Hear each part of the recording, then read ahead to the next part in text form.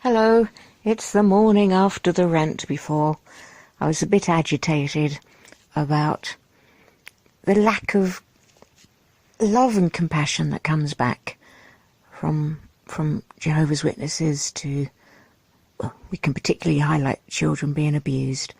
So there was a great comment underneath that last night's video from Guitar,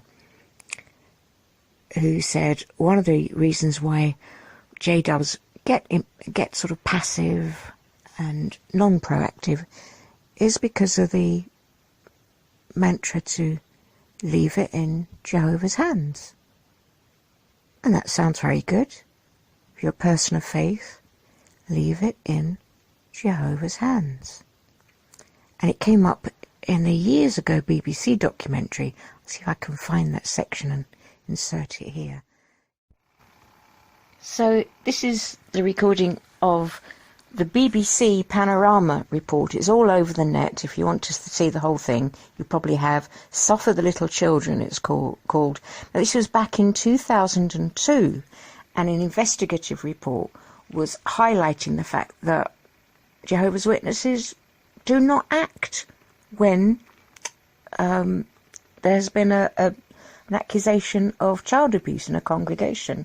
So this was their recording, and you'll hear very clearly the legal department at Brooklyn telling an elder to leave it in Jehovah's hands. Here we go, from 2002 BBC.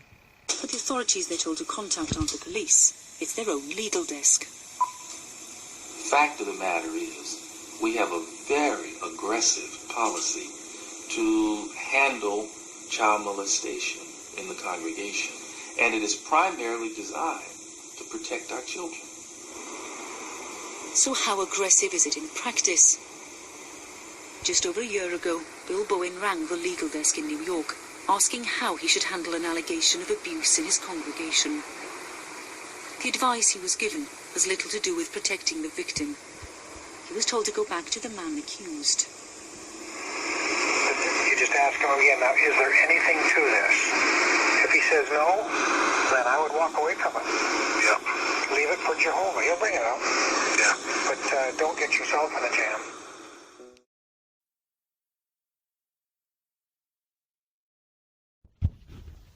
Okay, so the joke that reminds me of this.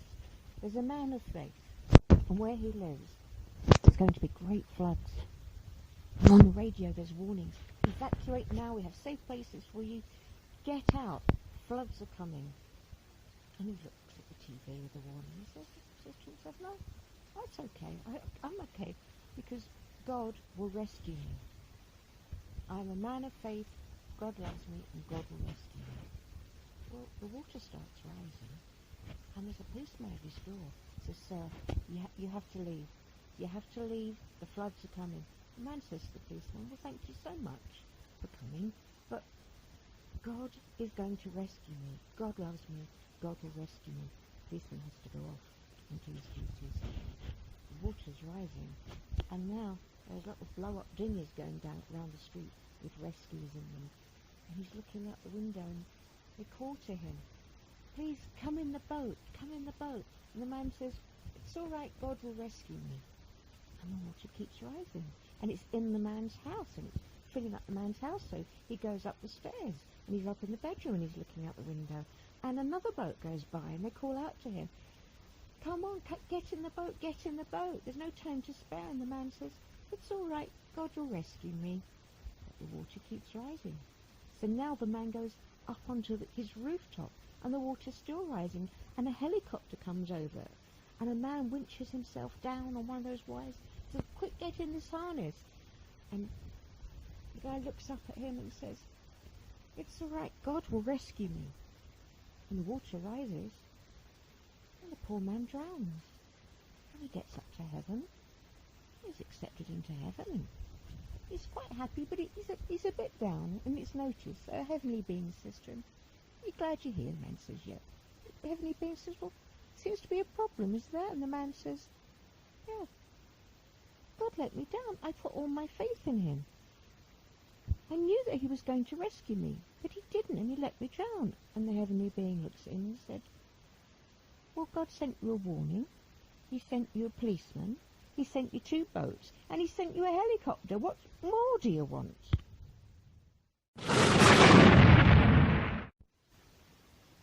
So, of course, that crude illustration is to say that to help congregations with dealing with issues of rape and child abuse, Jehovah has sent lots of help. There's now DNA testing.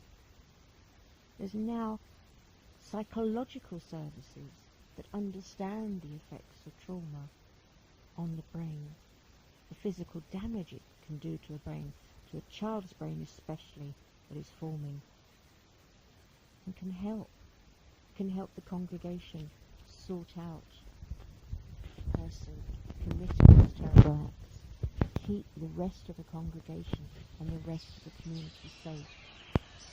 Steps can be taken. That is all there, it's given. Experts are there. Law people are there who can investigate fully.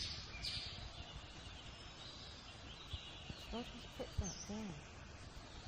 And yet, congregations, under the direction of the hierarchy above us, going up to the governing body, will not take what Jehovah has given them to help those children. So yes, Jehovah does have it in his hands, and there are ways for things to be sorted, but they won't take them. You just ask him again, now, is there anything to this? If he says no, then I would walk away from it.